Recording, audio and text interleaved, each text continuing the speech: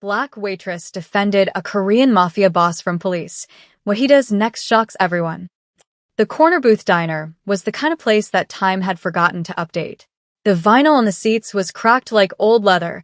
The jukebox in the corner hadn't played a new song since the turn of the century, and the air was thick with the comforting ghosts of a million breakfasts. Dressed in a crisp white shirt and a faded red vest, she was part of the diner's furniture, gliding between tables, refilling coffee mugs, and taking orders with a soft-spoken politeness that rarely invited conversation.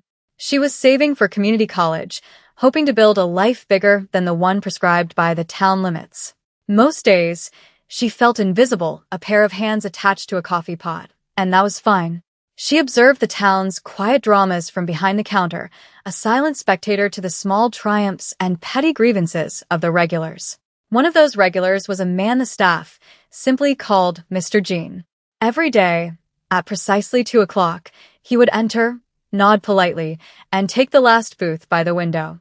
He was an elderly Korean man, always dressed in simple, clean clothes that seemed a size too big for his frail frame. He ordered the same thing without fail, 1 black coffee and a single slice of dry wheat toast. He would read a well-worn book with characters Chloe didn't recognize, his face a placid mask of concentration. He never spoke unless spoken to, and his English was quiet and accented, each word carefully chosen.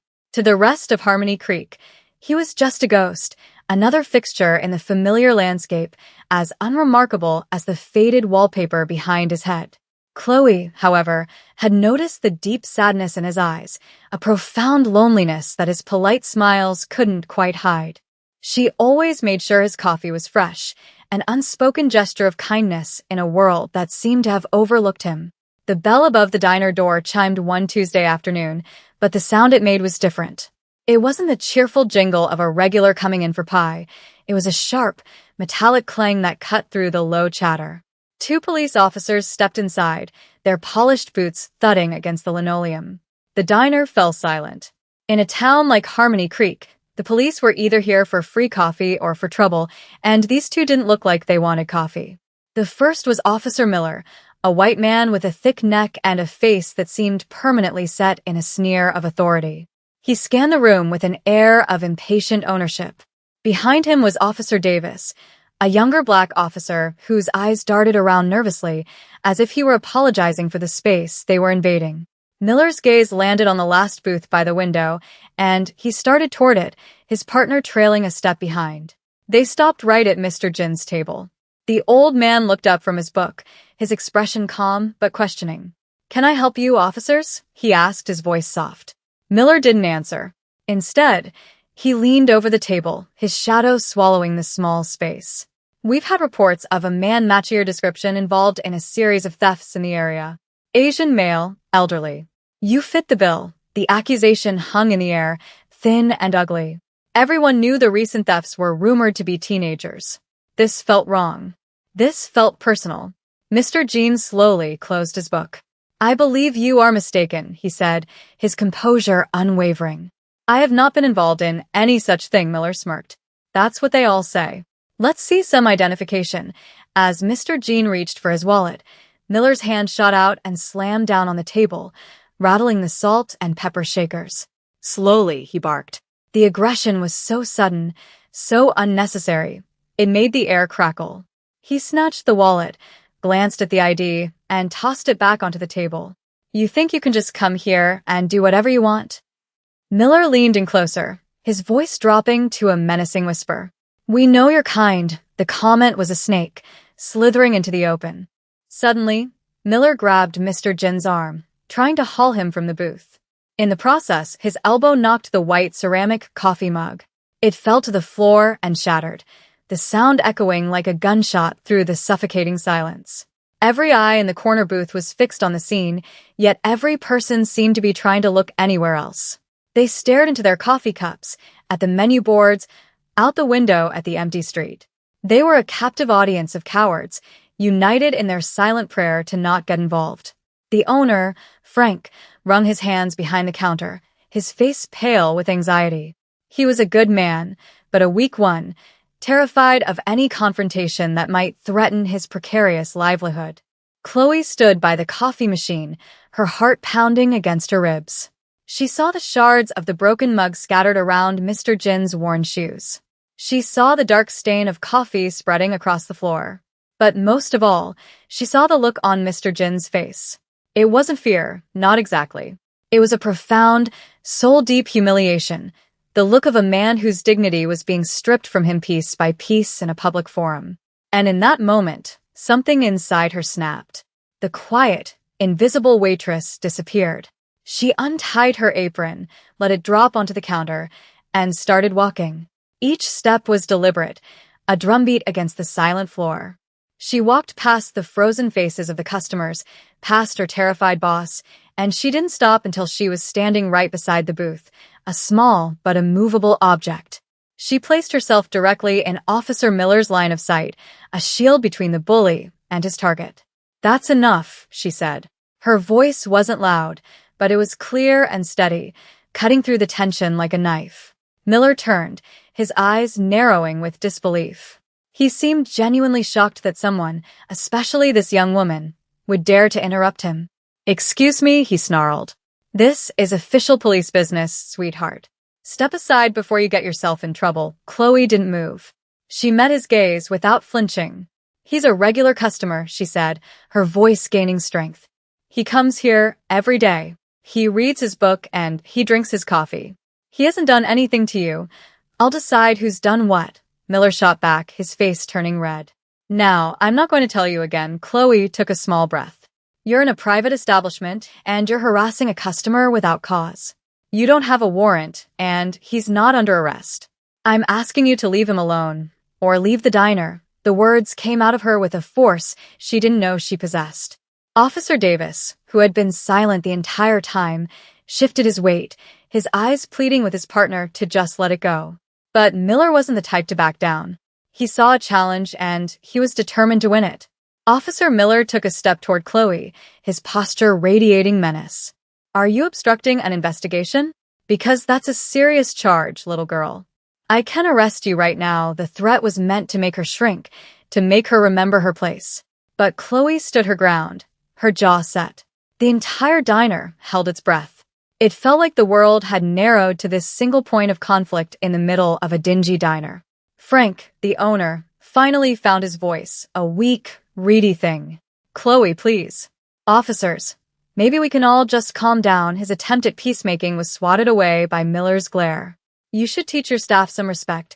Frank, the use of his first name, was a deliberate power play, a reminder of who held the cards in this town. It was Officer Davis who finally broke the standoff. He put a hand on his partner's arm, his voice low and urgent. "Miller, let's go. It's not worth it. We can run the name later." For a tense moment, Miller seemed like he might refuse, that his pride would force an escalation. But then, with a final, venomous look at Chloe, he straightened up. "This isn't over," he spat, his voice a low promise of retribution. He turned and stormed out of the diner, with Davis following quickly behind, casting a final, apologetic glance at Chloe. The bell on the door chimed their departure, and the silence they left behind was heavier than the one they had created. The spell was broken. Customers started murmuring, some shaking their heads, others pointedly avoiding Chloe's gaze. The hero of the moment was already becoming the problem. Mr. Jean slowly straightened his clothes, his hands trembling slightly.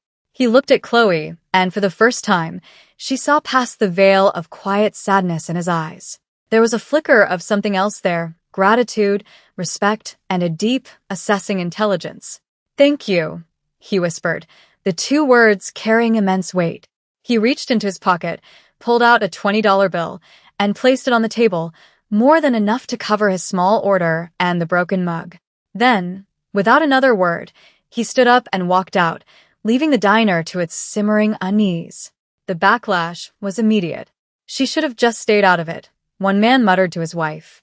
"Asking for trouble," another agreed. Frank rushed over to her, his face a mess of fear and frustration. "Chloe, what were you thinking?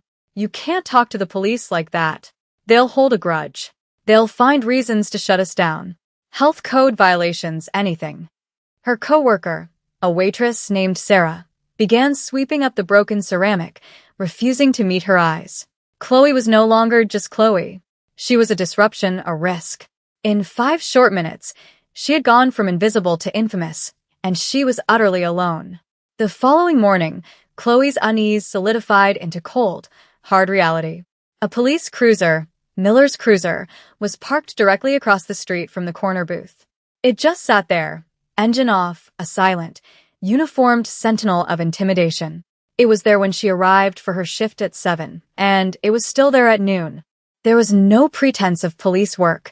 It was a message, sent directly to her and to anyone who dared to enter the diner. And the message was being received. The breakfast rush was a trickle. The lunch crowd was a ghost. Regulars who had been coming for years suddenly found other places to be.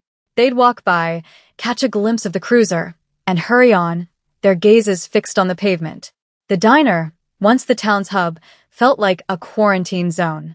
Frank paced behind the counter, rubbing his bald head and muttering about profit margins and police harassment. He didn't blame her out loud, but his anxious energy was an accusation in itself. Chloe felt a knot of guilt tightening in her stomach. She had been trying to protect Mr. Jean, but now she was hurting Frank, threatening the jobs of her co-workers. The isolation was suffocating. The few customers who did come and ate quickly and left, the atmosphere too thick with unspoken tension to enjoy a meal. When her shift ended, Chloe walked home with a feeling of being watched. As she reached her car, a small sedan parked 2 blocks from the diner, she saw it. A parking ticket tucked under her windshield wiper. The violation? A broken taillight. She stared at it in disbelief. She had checked her lights just last week. She knew, with a certainty that made her feel sick, that the light had been fine when she parked it that morning. It was petty. It was a clear abuse of power. It was Miller's follow-through on his promise. She drove home, her hands shaking on the steering wheel. She lived with her grandmother, a woman whose entire life had been a lesson in keeping your head down to survive. When Chloe told her what had happened, her grandmother wrapped her in a hug, her touch warm but her words laced with fear. "You did a brave thing, my child," she whispered into her hair. "But bravery has a cost. That man, Miller. He's the kind who doesn't forget. You have to be so careful that night sleep wouldn't come." Chloe lay in bed, staring at the ceiling, replaying the scene in the diner over and over.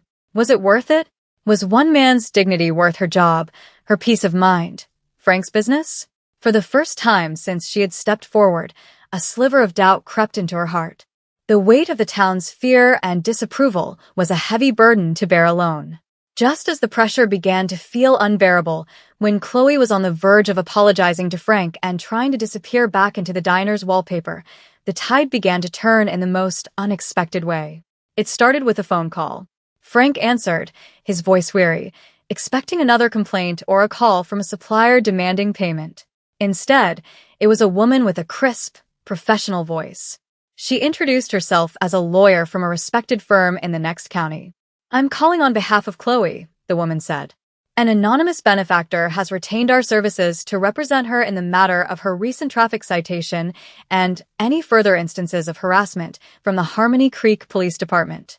All our fees have been covered." Frank stood there, phone pressed to his ear, utterly speechless. He relayed the message to Chloe, who was just as stunned. An anonymous benefactor? A lawyer? It made no sense. The next morning brought another surprise. When Frank arrived to open the diner, he found 2 delivery men installing a brand new, commercial-grade refrigerator. The old one had been humming its death rattle for months, and Frank had been losing sleep over how he would ever afford to replace it. This new one was a gleaming stainless steel marvel, top of the line. Taped to the door was a simple, typewritten note. It read, "A small thank you for the warmth of your establishment. May it always be a sanctuary." There was no signature. Frank looked at the new appliance, then at Chloe, his eyes wide with a mixture of confusion and dawning hope. But the biggest shift happened online. A post appeared in the Harmony Creek Community Forum on Facebook. It was a long, eloquently written account of the incident at the diner, but it wasn't a rant. It was a story. It described the quiet dignity of Mr. Jean, the escalating aggression of Officer Miller, and the profound, uncomfortable silence of the onlookers. It then described Chloe, not as a troublemaker, but as the only person in the room with the courage to speak.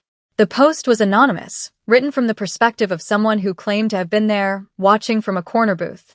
It ended with a simple, powerful question. When did we become a town that looks away? The post exploded. Within hours, it had hundreds of shares and comments. The narrative that Miller and his allies had tried to control, that a loudmouthed waitress had interfered with police work, was being dismantled in real time. For the first time, Chloe felt a glimmer of hope. She wasn't entirely alone after all. Someone was watching. Someone was helping. The anonymous post acted like a key, unlocking a floodgate of communal discontent that had been building for years. The comment section became a town hall of grievances. One person wrote, "Officer Miller pulled my son over for driving suspiciously in his own neighborhood." Another added, "He threatened to ticket me for my grass being 2 inches too long. He's a bully with a badge." Story after story poured out, painting a picture of an officer who used his authority not to protect and serve, but to intimidate and control. The narrative had irrevocably shifted. Chloe was no longer the problem. She was the catalyst. The conversation moved from social media to the town's actual streets. People started talking over fences in the grocery store aisles and at the post office. The story of the corner booth became a local legend, a test of character that most of the town felt they had failed. The guilt was palpable, and it began to transform into action. The diner, once a symbol of fear, became a destination of pilgrimage. People drove in from neighboring towns, having read the story online. They came not just for the food, which suddenly tasted better in the charged atmosphere, but to see her. They would ask for Chloe's section, shake her hand, and thank her. "What you did was right," a middle-aged farmer told her, pressing a $50 bill into her hand. "Don't let anyone tell you different." The tip jars overflowed. Frank, who had been on the verge of bankruptcy, was now struggling to keep up with the rush. He hired another cook and a dishwasher. He started smiling again, a genuine, grateful smile that reached his eyes. He looked at Chloe with a newfound respect, as if seeing her for the first time. The local news station, catching wind of the online furor, sent a reporter. Chloe, nervous but resolute, agreed to a short interview on the condition that it be filmed inside the diner. Standing by the booth where it all happened, she spoke simply and honestly.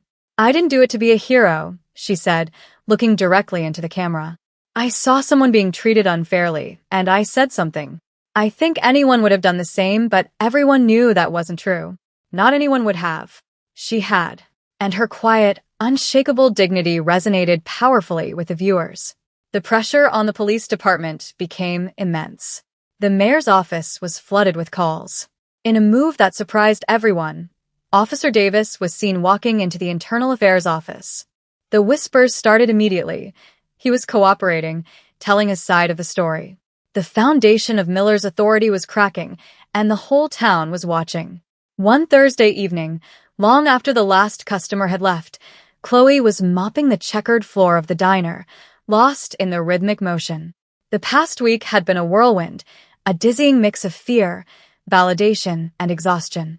The diner was quiet, the only sounds the slosh of water in her bucket and the familiar hum of the new refrigerator.